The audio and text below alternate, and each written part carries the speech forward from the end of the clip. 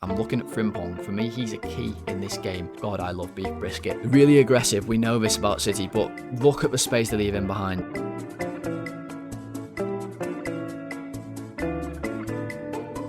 Right, hello everybody, welcome back to the Golden Sky. I'm Tom, and today it is the preview for Liverpool's FA Cup tie against Man City tomorrow at 12:45. It's been a little while, hasn't it, everyone? I hope you've had a good international break. I am still blonde. It is half and half at the minute. We are slowly getting rid of it, but it is still here. Hope you're all still enjoying that. Hope you're all excited for the game tomorrow. I don't really know if I am, in all honesty, but in today's video, we're going to go through everything you need to know about the game coming up and just chat about both sides. So let's not waste any more time. Let's get right into the preview. Okay, so before we get into my predicted lineup for Liverpool, which is on the screen for those of you watching on YouTube right now, few things before this game. So thing number one, I am actually at the races tomorrow. As a result, won't be able to watch this one at home. Now, I will do whatever it takes to watch this match because I enjoy the pain and torture and anguish that Liverpool put me through for some insane reason. But just letting you all know, the ratings will be delayed tomorrow until I get home. They will be out in the night rather than right after the game, as they usually are. That's disclaimer number one. I will still watch. It will be quite a different atmosphere. We'll see how it goes. Hopefully it's party ratings and I can look forward to making them all day and not dread making them all day. And other than that, I wanted to just ask you all how you spent your international breaks as well. Did you enjoy the break, like I said right at the start of the video? For me, I mean, within the first couple of days, let me tell you what I did. I was just there dropping someone off at the airport. Next thing you know, I've absolutely smashed my car into the curb, haven't I? Completely messed it up. Had to get towed back to the garage. Back home, so that's cost me an arm and a leg, quite literally. I now only have one arm and one leg, contrary to what you might be seeing on the screen. It's all a mirage, but in genuine terms, I did actually do that, and it was genuinely better than watching Liverpool. Even with that, the international break with that incident involved was better than watching Liverpool. I needed this break like you wouldn't believe. These guys have put me through hell this season, and you guys have all been along for the ride with me. So let's talk about the players. Hopefully you had a quieter international break than me. Let's talk about the lads on the screen. So in goal, I've got Mamardashvili. At right back, I've got Frimpong, Konate and Van Dijk, centre-backs, Kirkas at left-back with Gravenberch, McAllister, Szoboszlai and Wirtz as the midfield diamond, Ekitike and Mo Salah up front. That's how I think Slot will line us up. Now, it's a risky one. There's a big glaring omission from that 11 in Slot's eyes, I'm sure. Let's talk about some of the injury news that we got from these couple of weeks that we've had off. So Alisson is out till towards the end of the season, by all accounts. How he got injured, I heard it was because he walked too close to a candle and all of his muscles just melted simultaneously off his body like a slow-cooked beef brisket or something. God, I love beef brisket. Nonetheless, that's how Alisson got injured. He's currently having to have all his muscles reattached to his body. Frimpong was taken off after coming on for the Netherlands, but he has been training and is apparently okay for this one, which is positive. Salah is back after his omission from the Brighton game before the international break. Everyone remember that Brighton game? Holy moly, that was awful, wasn't it? My God, that's been nice to sit and stew on for like 2.5 weeks, hasn't it, guys? Oh, I've loved that. Loved every second. But the biggest news, of course, injury-wise for Liverpool this game is that Alexander Isak is back. He is back in action. He trained on Thursday for the first time in Slot said he's been out for 100 days, 101 days, something like that by the time we play. So huge boost to have him back. Now, Slot did say he would only be fit for a few minutes in this game, and they're going to manage his minutes carefully. Now, does that sound familiar when we signed him earlier this season? I think basically anything we get from Isak's going to be a luxury, a bit of a bonus for us towards the end of this season, and next year is hopefully going to be his first real proper season. But he was certainly looking better just as he got injured. The goals at West Ham and at Spurs, for example, he was definitely finding his feet, but it did take him a while to get up to speed. And I think what we've seen Since then, it's become more obvious that our training is well, looks like it's not up to scratch, to be honest, with the way our players have been performing late in games this season. So Isak's back. He's got a beard. That's cool. Always love that when players return with a new look. I remember when Sadio Mane would come back from international breaks and his hairline would have gone back an extra couple of inches. It was incredible. It happened every time. But Isak's got a beard. And it will be a boost if we can get him on the pitch, maybe with Ekitike or maybe for Ekitike when he gets inevitably knackered in this game. So that said, our lads actually over the international break didn't have the heaviest load put on them, which is great, to be honest. Or is it? I don't really know. I feel like the players need minutes. But I don't know. Maybe I want them to have a rest. Let me know what you think. But to give you a quick roundup, so nobody played all the minutes of the international break for us, except Mamardashvili, which honestly is a good thing, I think, to get his match sharpness up after not playing all that much this season. With Alisson out, he's going to need to start, obviously, in this one, so not the worst thing for him to get some minutes. Wirtz scored 2 goals, obviously, against Switzerland. Also got 2 assists in that game. Van Dijk and Ekitike both scored a goal. Ekitike's was a nice little chip. McAllister and Gakpo both got an assist. And speaking of Gakpo, he is the glaring omission from this lineup.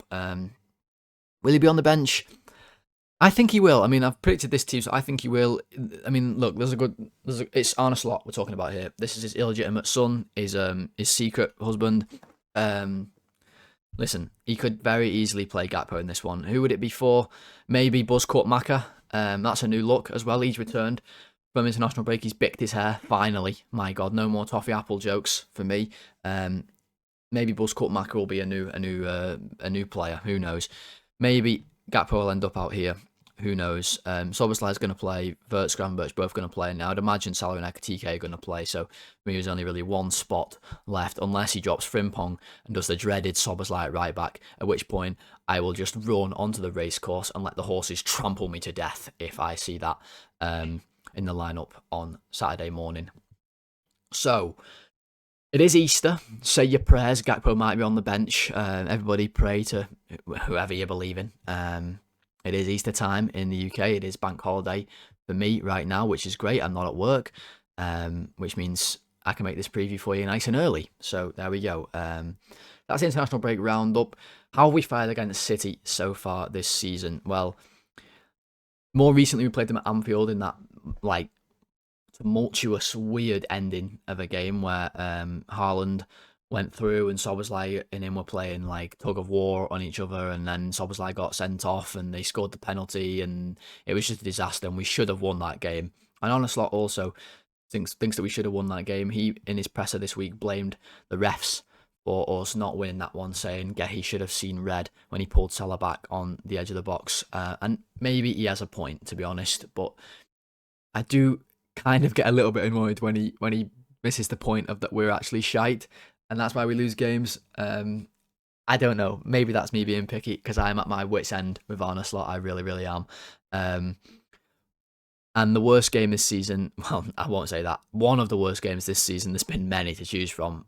A game that we were completely dominated in from start to finish was the game at the Etihad earlier on this year when we got destroyed.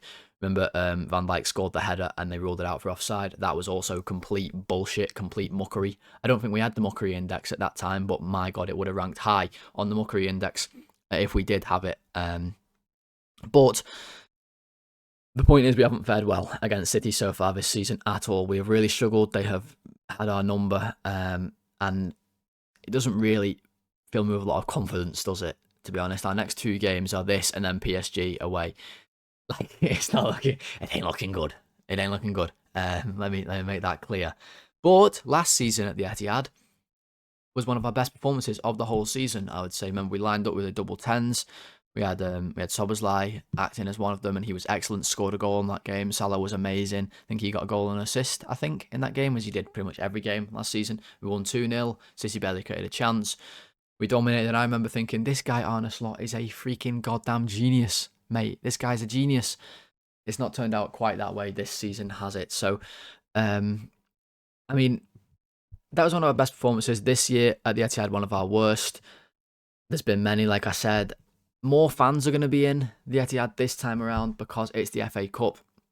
we're going to have that whole back end in Manchester. So I think getting the lead is crucial in this, and that sounds silly. Like, obviously getting the lead in every game is important, but I think for us, the way the fans feel about Liverpool right now, and the way the morale is, the spirit around the team, I think getting that lead is ever more important. I'm just thinking, for me personally, I know if we go behind in this game, I'm immediately going to be like, well, we're going to get smashed. Like, I have no confidence in the team to really fight and, pull one out of the bag.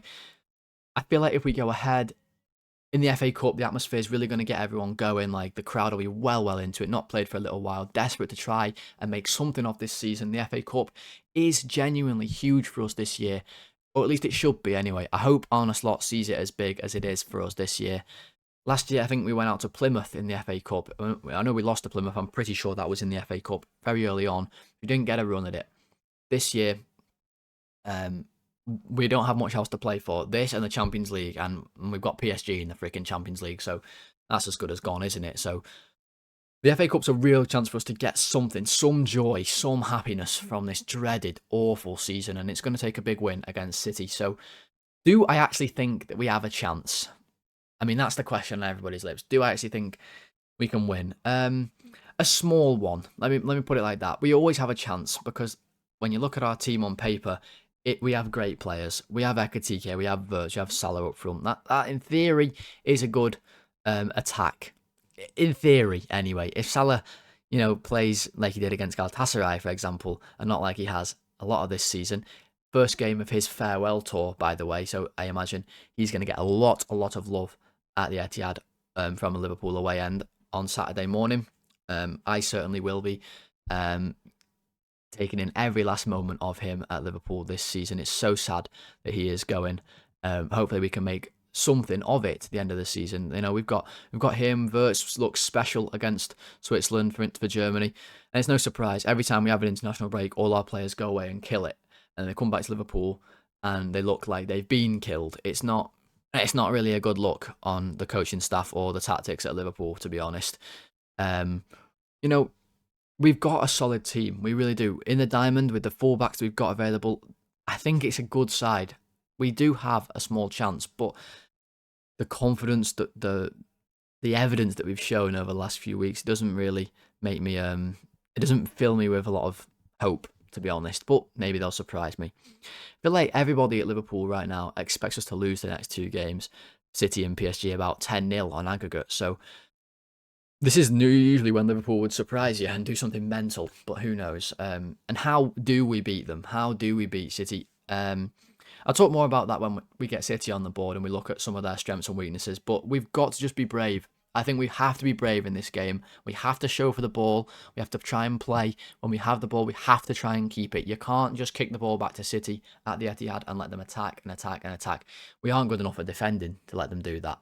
So we have to be brave on the ball, and that starts right from the goalkeeper. I'm thinking of Brighton when we made that mistake. Mamardashvili out to Konate, and it goes to the throw-in, and they score. We can't afford to make mistakes like that. We have to show for the ball in midfield, something we just don't ever do. Hopefully we do it this game. And then we have to be good in transitions. I'll show you later in the video some clips of City in transition against Real Madrid.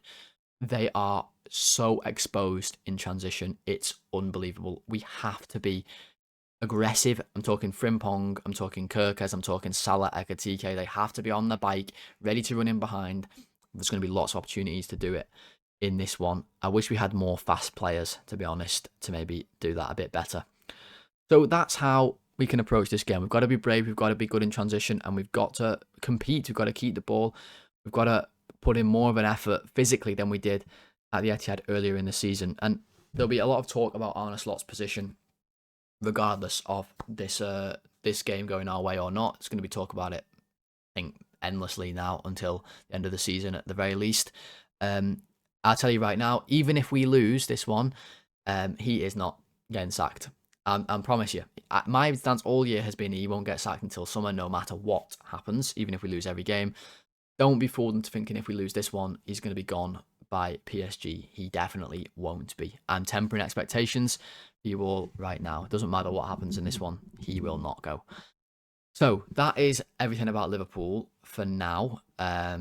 Let's get City on the board and talk a little bit about them for the second part of the preview. Okay, so City then. Let's go through my predicted lineup for them in this game. I've got Donnarumma in the goal with Mateus Nunes, Kusanov, Gehi, and Aït-Nouri making up the back four. I've got Rodri holding with Bernardo Silva and Nico O'Reilly in front of him in the middle. On the right, I've got Semenyo. On the left, I've gone Cherki. And then up front, Erling Haaland, of course. So that's what I've gone for. Predicting City's lineup is really, really hard. I mean, let me just give you some names they've got on available for them on the bench here. Jeremy Doku, remember his worldly performance against us at the Etihad earlier this season, the best game he's ever had in his life. Marmoush, just 70 million dropped on him last January. Reinders, he was on fire at the start of the season, remember him? Nico Gonzalez filled in for Rodri whilst he was out injured, signed him last January as well. Anyone remember Phil Foden? Yeah, he's still there, by the way. I only started 4 of City's last 15 games, Phil Foden. Savinho is still there. Rico Lewis is knocking around still. Obviously, my number one biggest enemy, the Golden Sky's number one enemy, Nathan Ake, is there as well. Always love to get one over Nathan Ake. He's an absolute enemy, the mortal nemesis of the Golden Sky. And then out injured, that's Josko Gvardiol, John Stones, and Ruben Dias. So 3 big centre-backs there for City out injured for this one. But so many players they have to choose from. Their squad is ridiculous. And as a result, they are the newly crowned Carabao Cup, Milk Cup, Lucasade Cup, McDonald's Cup, Spaghetti Hoops, whatever sponsor it currently has, Cup champions. So they beat Arsenal. They dominated Arsenal in that game. That was the most recent game City have played. They really did dominate them. They had 62% possession. They won the XG battle. The second half, they were completely dominant, and they deserved to win that title. Arsenal bottled it once again. They do win the big games, Man City. That's what they are good at. They have done that for many, many years with Guardiola in charge. And this feels to me like a really big game. I don't know why, maybe it's just me, but this feels almost like a bit of a final for us, especially. Maybe City don't see it that way because we're shite, but for me it does feel a bit like a final, less of a, I think it's quarter-final, this one.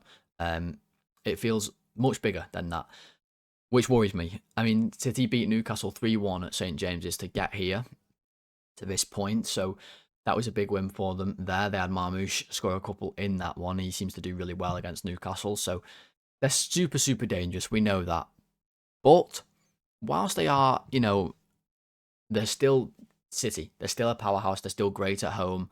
They still had a great season. Obviously won the Carabao Cup. They do have chinks in the armour. They really do. Out the Champions League, obviously got absolutely destroyed. Bopped off the park by Real Madrid. 5-1 on aggregate. 3-0 in Spain and then 2-1 at the Etihad. So 5-1 on aggregate. They're out of the Champions League. Guess who isn't out of the Champions League? Arne Slot's tricky Reds, mate. We're not out of the Champions League just yet. We beat the mighty Galatasaray. You know what I mean? And they have also had draws in recent weeks with Nottingham Forest and West Ham in the Premier League, which has given Arsenal a huge chance to win the Premier League this season. So how can we take advantage, I guess, of that? How can we take advantage of City's weaknesses and not play, not just roll over for them like we have done earlier this season and for other teams in this calendar year of 2026, which has been pretty shocking, hasn't it, really? So I'll talk about that in a second, but also I just want to say this could be Pebble-Led's last season in charge of City. Nothing confirmed yet, but he might be leaving at the end of the year. He might be retiring, he might go, whatever. It could be his last in charge, so it'd be great. It would be just beautiful to spoil that ending with yet another trophy taken away from him. The Champions League gone. He's only ever won one at City in his time. I think 10 years or so he's been at City now. It'd be great if we could take the FA Cup off them as well in this, hopefully, his final season in charge. So how do we do that? Well, we're going to look at some clips in a second, but I just want to talk. What you're going to see in them is City's high line. I talked about this when we played them earlier in the season. They do the most insane high line you've ever seen in your life. I mean, it's like Barcelona levels of high, to the point where if we have the ball at the back, I'll just move everybody back here as though we're going to take a goal kick. I'll just do this quickly. So if we're going to take a goal kick and imagine all our players are back, maybe Salah and Ekatike inverts, maybe a bit higher. I mean, if we're being honest, with Liverpool, it would look something like this, wouldn't it? Where all of our players just stand behind opposition players, to be totally honest. But the point I'm making here is that City go man to man, and they don't even go behind the halfway line. They actually push right up against the halfway line like this. They condense the pitch so much. They make it so tight. The best way to get around City is to go in behind, to be direct, to not keep the tempo of the game high. You have to do that to be able to take advantage of transitions, to be able to get your players in behind. I'm looking at Frimpong. For me, he's a key in this game. If we can get him right up against Aït-Nouri or whoever plays left back and fire balls over the top into the space that City will inevitably leave in behind for him, I think this could be a real weapon. You're going to see a goal Fede Valverde scored in a second against City that came from a ball just like this, where he goes and gets through into all that space they left behind. So that's one way that we can do it. But a big thing about City this season is their wing play, and they've got Shirky, they've got Semenyo, they've also got Doku, Savinho, they've got loads and loads of good wingers. And that is really City's strength nowadays. They like to get the ball out wide, whether it's Semenyo, whether it's Doku, whoever. They go one-on-one. Semenyo is so good at going either way. He's already scored a couple against us this season. He's already played Kirkaz a few times this season. His old mate at Bournemouth. Get crosses in, find Haaland, who, to be honest, has been a little quiet in 2026. Even by his amazing standards, he hasn't scored all that many goals. So if we can keep him quiet, we can keep the wingers quiet. That does kind of by default make Haaland less effective in a game. They also have the runners from midfield. O'Reilly obviously scored the 2 goals against Arsenal by doing that, arriving late into the box. Crosses come in, he finds headers to the back post or whatever he gets on the end of balls into the box. Bernardo Silva, obviously we know his quality, scored against us at Anfield. As much as he's an absolute rat and I hate him, he does score and he is a great player. That has to be said. So they've got great players all over the pitch. It's Man City. This is nothing new. This shouldn't be a surprise to Liverpool. How do we beat them? Well, let's go and look at some clips of Real Madrid's dismantling of City. Maybe that'll give us a better idea. Alright, so I'm going to just show a few bits from the 2 legs City have recently played against Real Madrid, because for me this is the most obvious way to get at City and to beat them, is the exact way Real Madrid did it. And now, listen, I am not comparing us to Real Madrid at all, but Real Madrid in this tie, they didn't have a lot of players. No Bellingham, no Mbappe. There's 2 huge players out already. No Camavinga, no Carreras. I could go on. There's lots of players they had out. The team they played was still great, but they could have had more, and they still beat City convincingly. And you see here, it's a goal kick. Oh well, it's a goal kick situation, sort of playing out from the back. City really high press. Haaland stopping this pass to Rudiger. Semenyo's really high. Bernardo Silva jumping on the midfielders. Doku's up there as well. You got, I think this is Savinho actually, who's nice and high. Then Rodri and Gehi coming out to follow Brahim Diaz man to man. But Courtois has already recognised the space in behind. He's already seen what opportunities Real Madrid have, and they take advantage of it. He goes over the top. And City, this is astounding. The way they defend is astounding. How much space Valverde has to take this ball into when he controls it. It's a brilliant first touch from him. It's absolutely world class. Takes O'Reilly out of the game. You can see Pebblehead over here on the side. He's panicking his head off. If he had any hair to lose, he would have lost it in this exact moment. It would have just fallen right off. And it's the battle of the Pebbleheads on the weekend, isn't it? And Valverde goes through. Donnarumma is not the best sweeper keeper in the world. He's a great shot stopper, an amazing shot stopper. But when he has to leave his box and come out and sweep up, that's where he maybe is a little weaker, and Valverde gets there first of this one and then taps it into the empty net for the first of his hat-trick in this game. And I put this picture in because you can see as Courtois is about to play this ball, how high City are. Right on the halfway line, even above it in some instances. That's where they want you. They want to keep you pushed right in. This is all for pressing purposes. They want to condense the pitch. They want to make it really small and you can't play through them.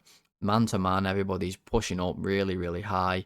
Everybody's got their own individual player to mark, and then they have the spare there as well. So really aggressive. We know this about City, but look at the space they leave in behind them. If we have Frimpong here maybe to run onto these long balls from Mamardashvili, also a left-footed goalkeeper, so he can play similar kicks, could it be a way for us to get joy in this game? And that continued. City again here, pressing high from the front. Real Madrid keeping the tempo high, not going too slow, not letting City get set. Instead, taking advantage. Look, you see City aren't quite set up here. Bernardo Silva and Rodri both trying to get over into their position.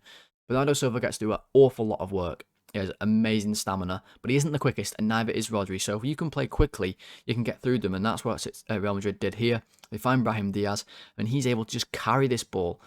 It's really easy. It's astounding how easy it was. Rodri doesn't get over and cover the distance. Brahim Diaz can carry it forward. He carries it all the way here. Goes back to Vinicius Jr., who was excellent in these two ties, by the way. Really, really good. And if we had a winger like Vinicius Jr., then I'd be a lot more confident going into this game. But not many teams in the world do have wingers of that quality. He carries the ball forward, and watch Valverde again here. City again staying really high, not really willing to drop back, even though Vinny is running at the defence. They drop back a tiny bit, but now holding the ground. They don't want to go back much further than this, and Valverde makes a brilliant run again, recognises the situation. Vinny plays a great pass, gets him through, and Valverde goes onto it, and a great finish with his weaker foot into the far corner for his second of the game.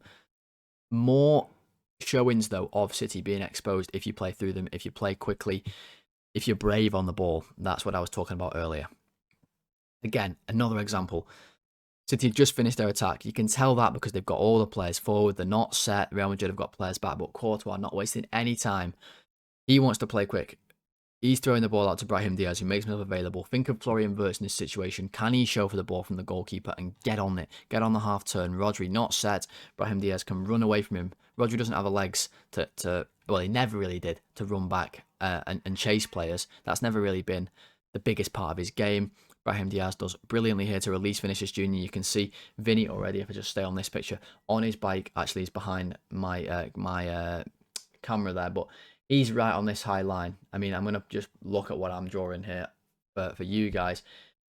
This is the deepest player here, Gehi. Vinny is right underneath me, ready to run past the fullback, which he does. You can see here, Brahim Diaz just slots him in, and all of a sudden he's one-on-one with defenders, and he can try and have a shot. Move this on. This is still it. That actually led to the third goal, by the way, that last clip. We'll move it on, though. And this led to a penalty that could have been the fourth goal in this game, which Vinny did miss in the end. Transition, again, City lose the ball. And look how exposed they are. So open in transition. Arda Güler this time plays a brilliant pass. Really, really good pass towards Vinny. And all of a sudden, Real Madrid are in. It's that easy. It's so exposed, City. Donnarumma glued to his goal line like a slug, surrounded by salt. He's not going anywhere fast. Vinny comes out, runs at him. Donnarumma takes him out, and they get the penalty. And it's the same at the Etihad as well, which is obviously where we will be on the weekend. So this is an unbelievable picture to get your head around. It really is. Valverde running at the defence. He's so close to them. And City stay holding their ground. They don't want to run back. Look at the body position of Diaz, of Kusanov. They don't want to run back.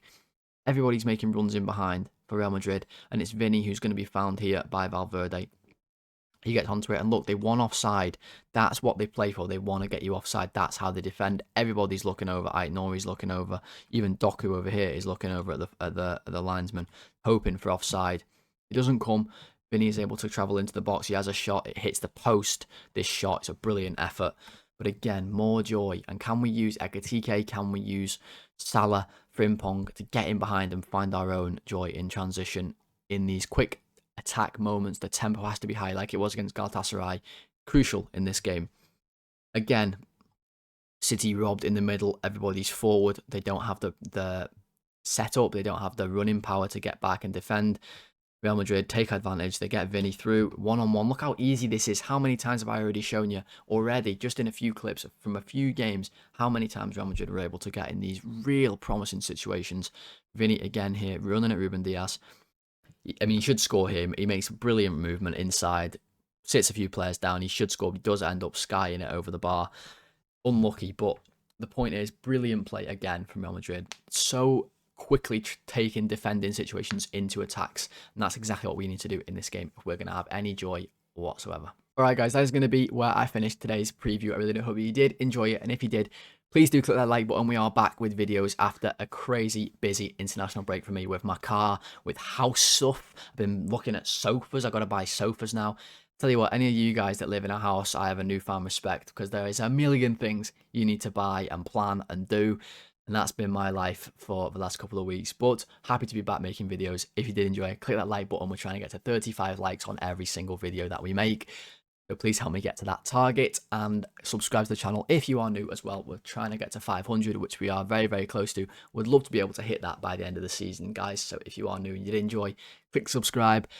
I'll be back with the ratings tomorrow, of course, but they might be a little delayed, like I said at the start of the video, as a result of where I am on Saturday. So I hope you all have a good weekend, everyone. Enjoy the extended weekend if you're in the UK and you're enjoying the bank holidays. I'll speak to you all tomorrow at some point. Until then, thanks for watching. Goodbye.